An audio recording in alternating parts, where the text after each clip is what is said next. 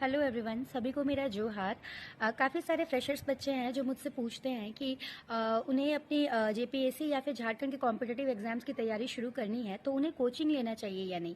तो देखिए, इस सवाल का जवाब मैं हमेशा कहती हूँ कि सबसे पहले आप लोग खुद को समझिए। इस सवाल के लिए आप लोग सिलेबस उठाइए, आप लोग अपना बैकग्राउंड देखिए, अपनी अपनी ग्रास्पिंग पावर आप देखिए कि आपको क्या नीड है।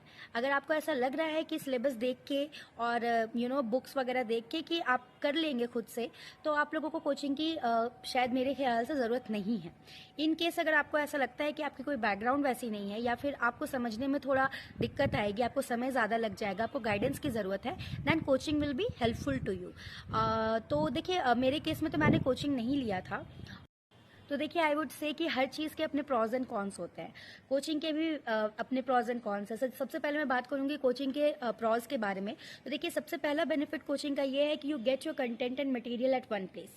दूसरा बेनिफिट है कि कंसिस्टेंसी मेंटेन रहती है। आप क्लासेस करते हो, आपको मटेरियल मिलता है, तो फिर आप कंसिस्टेंट होकर अपनी प्रिपरेशन में लगे रहते हो। तीसरा बेनिफिट है कि आप कॉम्पिटिटिव एनवायरनमेंट से अवेयर रहते हो। आप बच्चों के बीच में बैठते हो, आप टीचर से के बीच में बैठते हो, तो फिर आपको समझ में आता है कि क्या कंपटीशन चल रहा है और आप किस लेवल पे स्टैंड कर रहे हो। चौथा बेनिफिट ये है कि जो रिस्पॉन्सिबिलिटी होती है वो टीचर्स पे होती है कोर्स कंप्लीट करवाने की। उसकी टेंशन आपको लेने की ज़रूरत नहीं है। वो टीचर्स की रिस्पॉन्सिबिलिटी है, वो आपका कोर्स टाइमली कंप्लीट करवा देते हैं। और अगर कॉन्स ऑफ द कोचिंग की बात करें तो सबसे पहला कॉन तो यही है कि काफ़ी सारे लोगों के लिए कोचिंग अफोर्डेबल नहीं होती है। ये सबसे पहला कॉन होता है। दूसरा है कि one size fits all approach यहाँ फॉलो होती है। हर बच्चों को एक स्पेसिफिक हर बच्चों को अटेंशन नहीं दिया जा सकता, हर समय नहीं दिया जा सकता है। एक टीचर हर बच्चों को इक्वली समय इक्वल अटेंशन देगा।